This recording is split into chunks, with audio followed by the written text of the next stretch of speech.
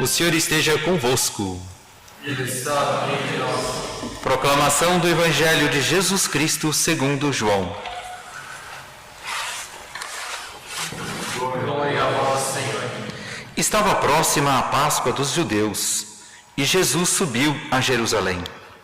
No templo encontrou os vendedores de bois, ovelhas e pombas e os cambistas que estavam aí sentados. Fez então um chicote de cordas e expulsou todos do templo. Junto com as ovelhas e os bois, espalhou as moedas e derrubou as mesas dos cambistas. E disse aos que vendiam pombas: tirai isso daqui. Não façais da casa do meu pai uma casa de comércio.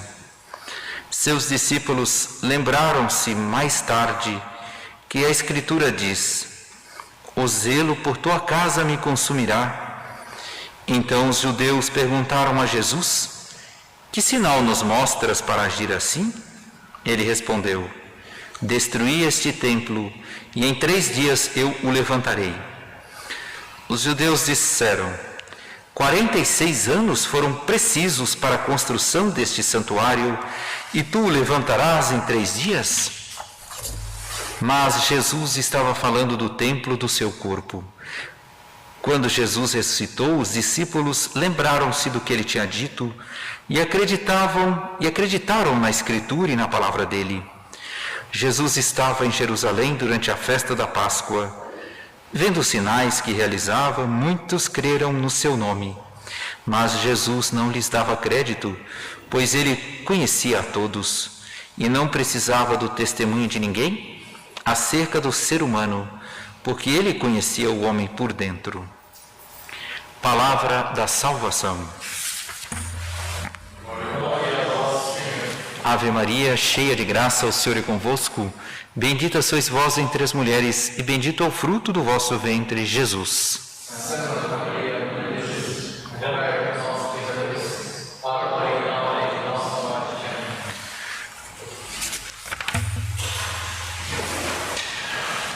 Nós sabemos que a civilização em que nós vivemos nasceu de uma filosofia chamada do liberalismo. Liberalismo, no fundo, é uma mentalidade em que se deve ser extremamente liberal, ou seja, pode-se fazer tudo, não se deve negar nada, desde que se obedeçam certos limites, desde que ninguém incomode ninguém, todos têm o direito de pensar, de fazer o que quer. A essência do liberalismo está aí, nesse modus vivendi, nesse modo de vida e nesse modo de pensar. Ora, para as pessoas que estão contaminadas pelo liberalismo, o Evangelho de hoje parece ser muito radical.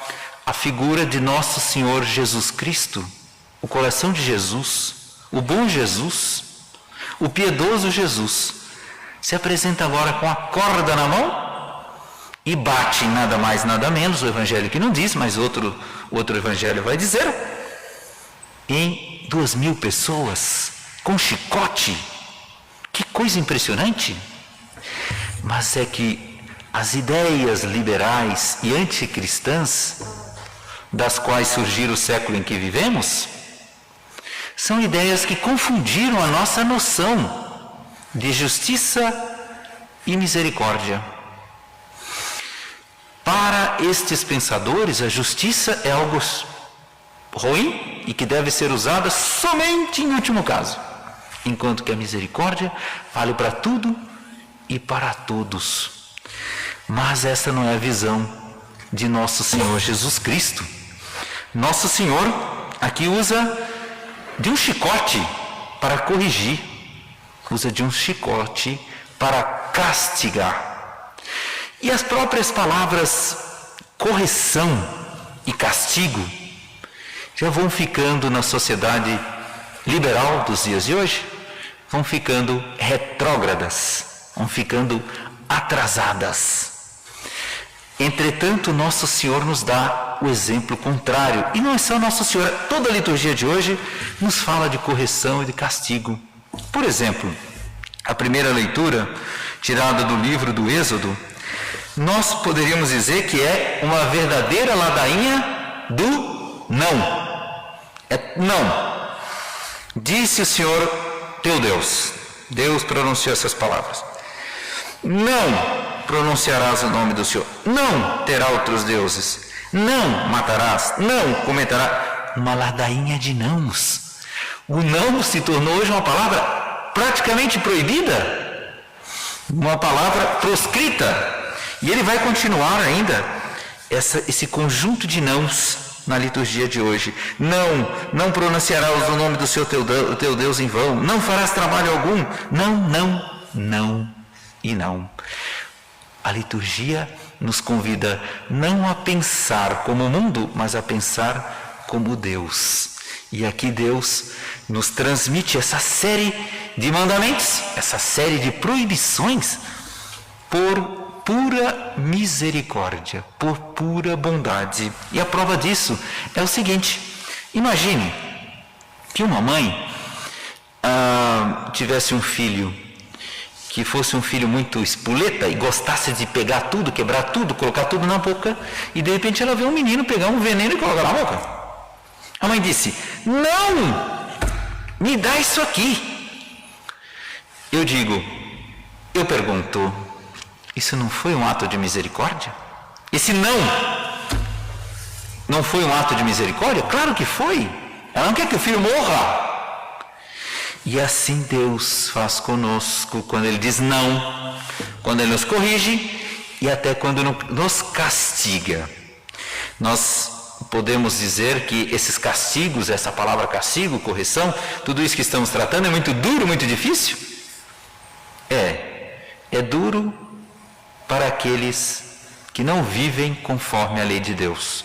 Porque para aqueles que vivem conforme a lei de Deus, o não, a correção e o castigo, ou seja, a lei do Senhor Deus é perfeita, é conforto para a alma, diz o Salmo, mais ainda, é alegria ao coração e para os olhos é uma luz. Ou seja, para aqueles que amam a Deus, que seguem seus mandamentos, consideram suave a prática deles e não um estorvo, um peso. Dizia Santo Agostinho, dizia que o jugo do Senhor, ou seja, o mandamento de Deus, são como duas asas que pesam, mas nos fazem voar. E aqui no Evangelho, nós terminamos com a consideração desta visão que abalaria tantas pessoas afastadas do contexto religioso verdadeiro, da verdadeira vida e do verdadeiro ensinamento de nosso Senhor Jesus Cristo. Nosso Senhor aparece com um chicote. Ele não só bate, como ele derruba, está escrito aqui, as mesas dos cambistas. E disse, tirai isso daqui, não façai da casa do meu pai uma casa de comércio. Nós podíamos dizer, um ato de suprema misericórdia de Jesus. Porque ele, como aquela mãe, que não permitiu que o filho tomasse o veneno, está agora não permitindo que esses homens tomem o caminho do inferno, o caminho do pecado, o caminho do vício. Foi um ato de misericórdia essa de Jesus de ter batido naqueles homens todos e de ter expulsado-os do templo. Foi por pura misericórdia que ele os corrigiu e os castigou. Se nós estivéssemos presentes neste ato, qual seria a nossa reação? Será que nós nos sentiríamos ofendidos com essa correção? Nós nos fecharíamos em nós mesmos? Consta no Evangelho que alguém tenha se aproximado dele para agradecer essa correção? Como seria bonito que tivesse pelo menos escrito aqui, então os judeus caíram em si, se ajoelharam e pediram perdão. Não. Fecharam-se, resmungaram, murmuraram. Como seria bonito que pelo menos um dissesse, Senhor Jesus, eu vim vos agradecer a chicotada que eu levei, olha a marca aqui.